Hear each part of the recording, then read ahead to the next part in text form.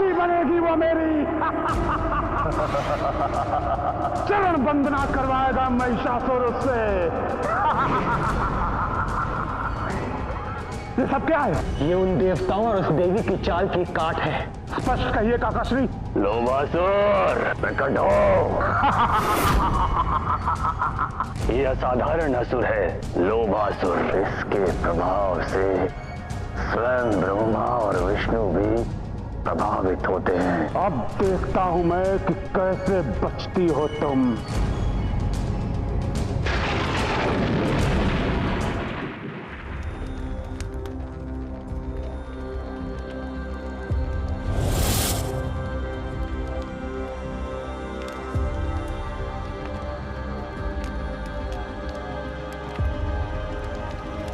विश्वेश्वरी अनंत बलशालिनी मोक्षदायिनी है माते कात्यायनी शरणागत की सर्व पीड़ा हारिणी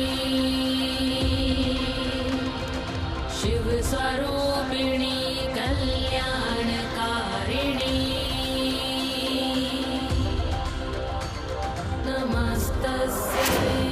माता, अपनी संतानों की सहायता कीजिए। आपकी सभी संतान घोर कष्ट में है। इनके कष्ट का कारण लोभ है ऋषिवर, और लोभ हर समस्या की जननी होती है, अधर्म का मूल होता है। माना ये सब अज्ञानी है, किंतु इनके घातक विकारों से निकलने का मार्ग बताइए माँ। ईश्वर की उपासना और सच्ची भक्ति में इतनी शक्ति होती है कि वो व्यक्ति को सुख और शांति दोनों से परिपूर्ण कर देता है। और जब जीवन में सुख और शांति आती है, तब लोभ का स्वतः अंत हो जाता है। जिस प्रकार भरे हुए पात्र में आप और कुछ नहीं रख सकते, उसी प्रकार भक्ति और धर्म से भरे हुए हृदय में भी लोभ का समावेश लेश भाव में भी नहीं हो सकता। और वैसे ही उपासना और भक्ति से भरे हुए हृदय में भी लोभ का समावेश लेश मात्र भी नहीं हो सकता। भक्ति के सागर में डूब कर देखो, सारे विकार, सारे ताप नष्ट हो जाएंगे, भाग्य बदल जाएगा। सच्चे भक्त ही संसार में अमर होते हैं।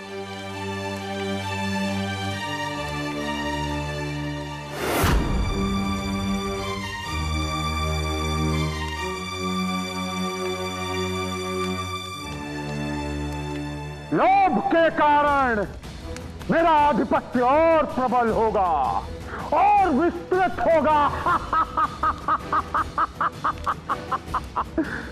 संसार में अधर्म बढ़ जाएगा और लोग अत्याचारी हो जाएंगे। लोगों के अंतर की स्नेह सरिता सूख जाएगी। चारों ओर दुराचार, पापाचार होगा। घृणा, स्वार्थ, ईर्ष्या, लोगों का आचरण हो जाएगा। और तब मेरे कुल का विकास होगा, मेरी प्रजाति का विस्तार होगा। नारायण नारायण, ये कैसी भूल करने जा रहे हैं महिषासुर? जागते हुए दिवा स्वप्न कभी पूरे नहीं होते दानवराज। देवर्षि, महिषासुर हूं मैं, और महिषासुर भली भांति जानता है स्वप्न को सत्य की धरातल पर कैसे उतारा जाए। मेरे लिए कोई भी स्वप्न ऐसा नहीं है जिसे मैं सत्य में परिवर्तित ना कर सकूं। हाँ, हो सकता है कि आपकी बात सत्य हो, किंतु अभी जो आप स्वप्न देख रहे हैं वो किसी भी स्थिति में पूर्ण होने वाला नहीं है दैत्यराज, बल्कि उल्टे आपका असुर साम्राज्य समाप्ति की कगार पर है। इस लोभासुर को आपने लोगों के बीच भेजा था, वहाँ तो देवी के प्रताप से सुख और शांति स्थापित हो रही है और लोभ का प्रभाव समाप्त हो रहा है दानवराज। असंभव है ये, असंभव है ये देवर्षि, ऐसा कदापि नहीं हो सकता। ऐसा ही हो रहा है। ये आपके लिए अत्यंत दुख की बात है। कहीं एक माता का परम भक्त है जो उनकी भक्ति को शुक्ल पक्ष के चंद्रमा की तरह युगों युगों तक बढ़ाएगा। कौन है वो भक्त देवर्षि? जिस भक्त की भक्ति लोभ को समाप्त करेगी, मैं उस भक्त को समाप्त कर दूंगा। इस धरा पर उस भक्त को मैं जीवित नहीं छोड़ूंगा। ये महाबली महिषासुर का प्रण है। नारायण नारायण।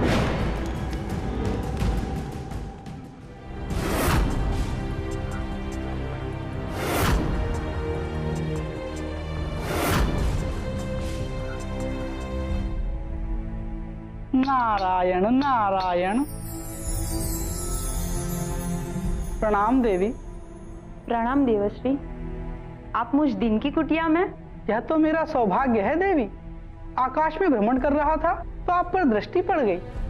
आपका भक्ति भाव, निष्ठा और श्रद्धा देखी तो स्वयं को रोक ही नहीं पाया और यहाँ आ गया। देवी, मन में एक जिज्ञासा थी, उसी का उत्तर जानने आया था। कैसी जिज्ञासा? आज आपके व्रत को 3 दिन पूर्ण हो गए, तो क्या आपको विश्वास है कि आप सफल होंगी?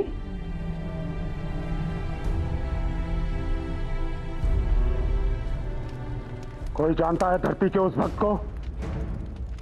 जानता है कोई? मेरे प्रश्न का उत्तर क्यों नहीं देते तुम लोग? उत्तर दो। तुम्हें ज्ञात है? ज्ञात है तुम्हें? बताओ मुझे, कौन है वो भक्त? कौन है वो भक्त?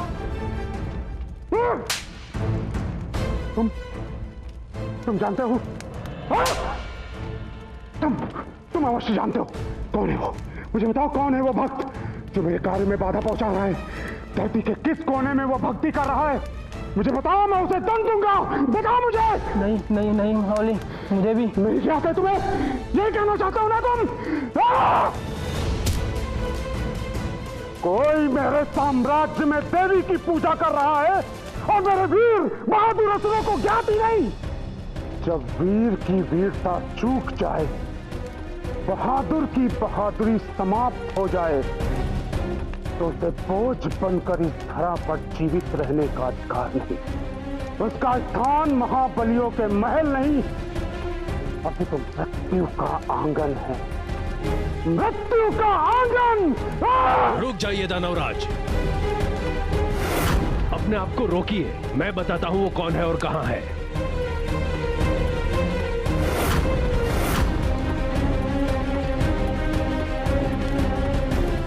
नारद आया था, वो कह रहा था तुम्हारा प्रभाव समाप्त हो रहा है।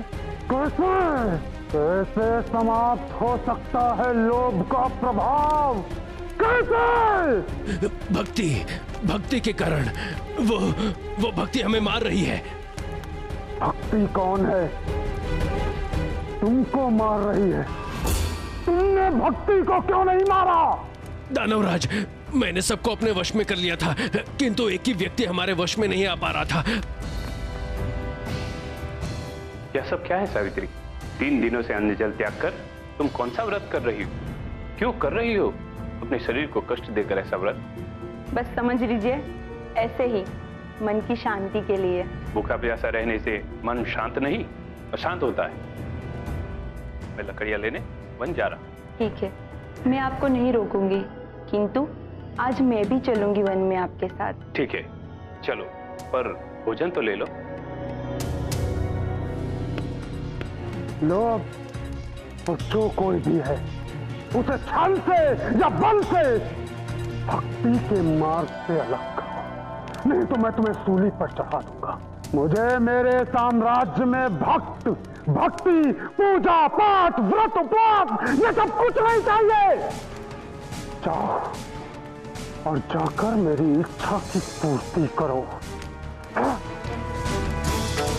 मैं अपनी ओर से सारे प्रयास करूंगा उसे भटकाने का, उसकी आस्था को नष्ट करने का। ये तुम्हारा अंतिम अवसर है लोग।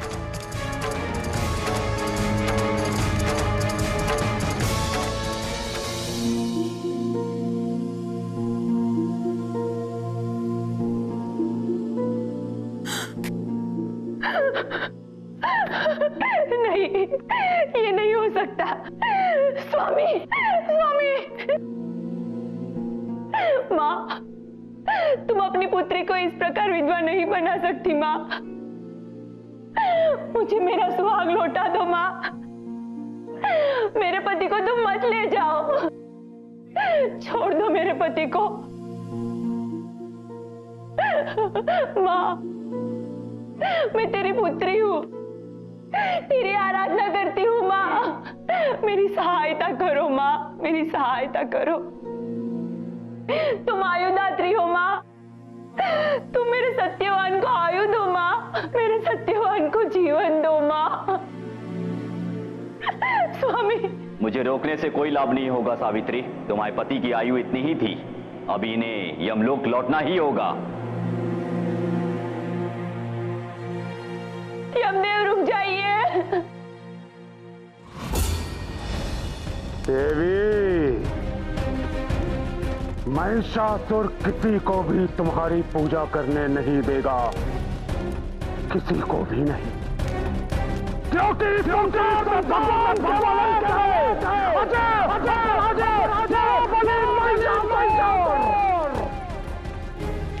और यदि पूजा होगी तो केवल महिषासुर की। नारायण नारायण। माता, अपनी आंखें खोलिए माता। पृथ्वीलोक के अपने परम भक्त की सुन लीजिए माता, उनकी करुण पुकार सुनिए माँ। आप तो कष्ट हरणी हैं, क्या आप उनका कष्ट नहीं हरेंगी? माता, अपार कष्ट में है आपकी भक्त, उनकी करुण पुकार सुनिए माँ।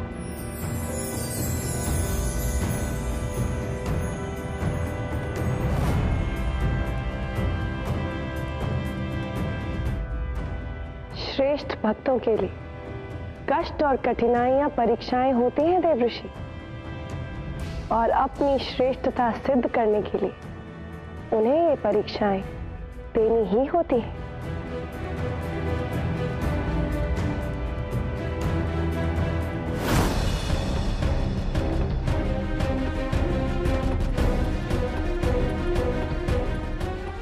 यमदेव, यमदेव, आप इस प्रकार से मेरे स्वामी को मुझसे नहीं छीन सकते। लौटा दीजिए मेरे स्वामी को। आत्मा मोह पाश के बंधन में नहीं होती सावित्री।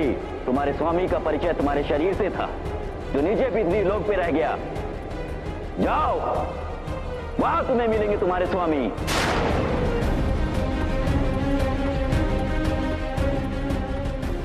माँ, माँ शक्ति, माँ कात्यायनी, मेरी सहायता कीजिए। मेरे स्वामी रूपी संपदा को मुझे लौटा दीजिए। मेरी सहायता कीजिए माँ। देवी, तुम क्यों उसकी याचना कर रही हो जिसमें दया नहीं, माया नहीं? तुम्हारी ये अवस्था देखकर मेरा हृदय फटा जा रहा है। शांत हो जाओ, मैं तुम्हें दूंगा जो तुम्हें चाहिए। मेरी पुकार सुनिए माँ, मेरी सहायता कीजिए। मेरे स्वामी को वापस दिलवा दीजिए माँ। यमराज, मुक्त कर दीजिए मेरे स्वामी को, उन्हें मत लेकर जाइए अपने साथ। यमराज के पास में जो एक बार बंध गया वो मुक्त नहीं हो सकता, चाहे वो कोई भी क्यों ना हो। पर वो मेरे पति है, एक माँ के परम भक्त है। अपनी ऊर्जा, अपनी वाणी को व्यर्थ मत करो। आओ चलो मेरे साथ, उसे जाने दो। तुम्हें भूख लगी होगी, मैं तुम्हें स्वादिष्ट व्यंजन दूंगा। आओ चलो, जाने वाले के लिए विलाप नहीं करते, मैं हूं ना तुम्हारे लिए। आओ। छोड़ दीजिए यमदेव, मेरे पति को मुक्त कर दीजिए।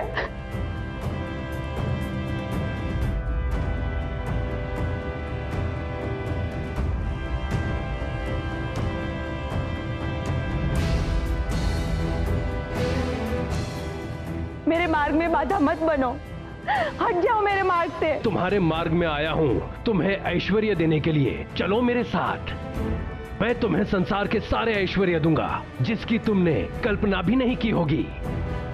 मेरी बात मान लो और वापस चलो। मैं कहती हूँ हट जाओ मेरे मार्ग से, अन्यथा तुम ऐसे नहीं मानोगी। मुझे धमकी।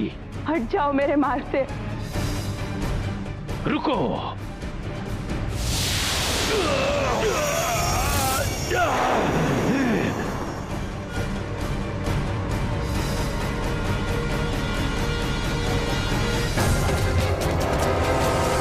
यमदेव। नारायण नारायण।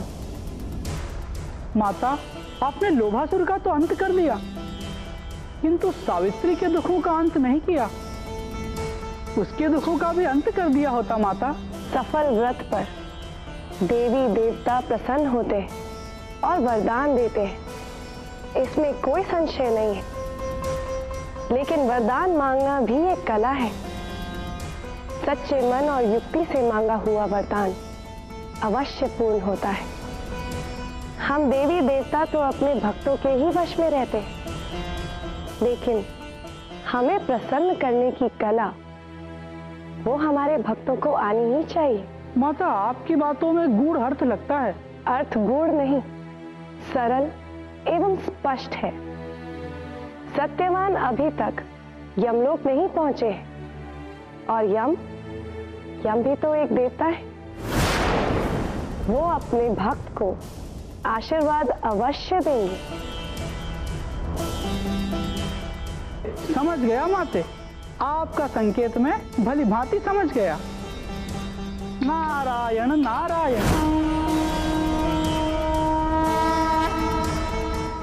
नारायण नारायण। आपके मन के भाव को समझ रहा हूं देवी, किंतु आश्वस्त रहिए, मैं यहाँ आपको रोकने नहीं आया हूँ। मैं तो आपको ये कहने आया हूँ कि वरदान के लिए भक्ति के साथ साथ युक्ति की भी आवश्यकता होती है। केवल भक्ति यथेष्ट नहीं है वरदान पाने के लिए। मेरा कार्य पूर्ण हुआ, मैं चलता हूँ। नारायण नारायण। समझ नहीं आ रहा कि मेरा समय मेरे अनुकूल नहीं चल रहा, या फिर मेरे विरुद्ध कोई भयंकर षड्यंत्र रचा जा रहा है। मुझे ज्ञात करना होगा मेरी निरंतर विफलता का रहस्य क्या है। तो भी तब जबकि समस्त देवता, समस्त ग्रह नक्षत्र, यहां तक कि स्वयं काल भी मेरा दास है। फिर क्या कारण हो सकता है? लोभ का पाशा भी उल्टा पड़ गया। ये कैसे संभव है कि जिस लोभ के प्रभाव से ऋषि मुनि तो क्या देवी देवता तक नहीं बच सके, वो लोभ एक साधारण से भक्त की भक्ति के समक्ष विफल हो गया। आश्चर्य तो हमें भी हो रहा है भतीजे महेश। लोभ असुर, लोभ जो किसी के भी मस्तिष्क को विकारग्रस्त कर सकता है, वो उस भक्त के मस्तिष्क को नियंत्रण नहीं कर पा रहा है। क्यों? कैसे? भक्त तो साधारण मनुष्य है, पाप का पुतला, फिर वो नियंत्रित क्यों नहीं हो पा रहा है उस अविकारी लोभ से? पतिव्रता सावित्री रो रो विनय करे यमराज से, ना प्राणों को ले जाए। चलते चलते आ गई वो मृत्यु धाम के द्वार।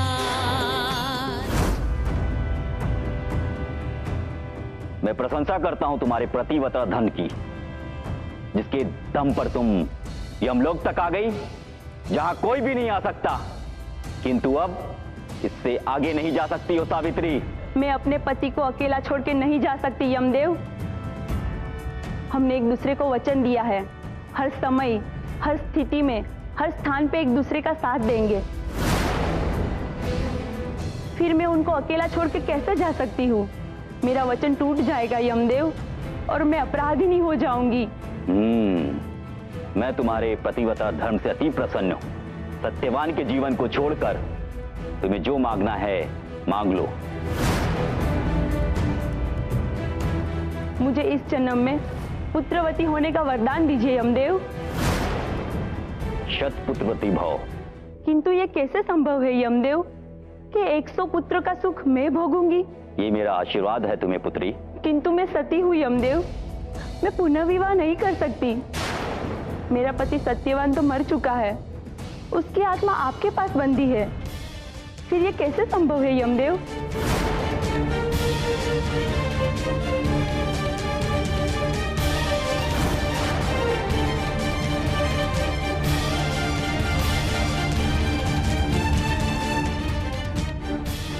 प्रणाम माते।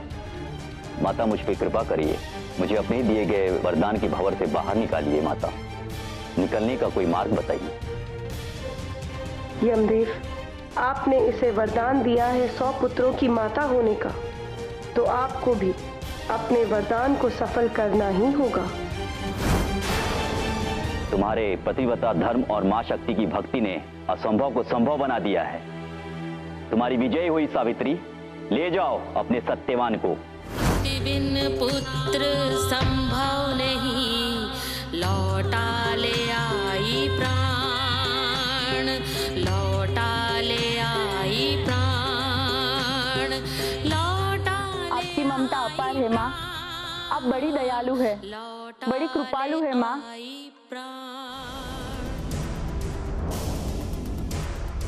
प्रणाम माँ।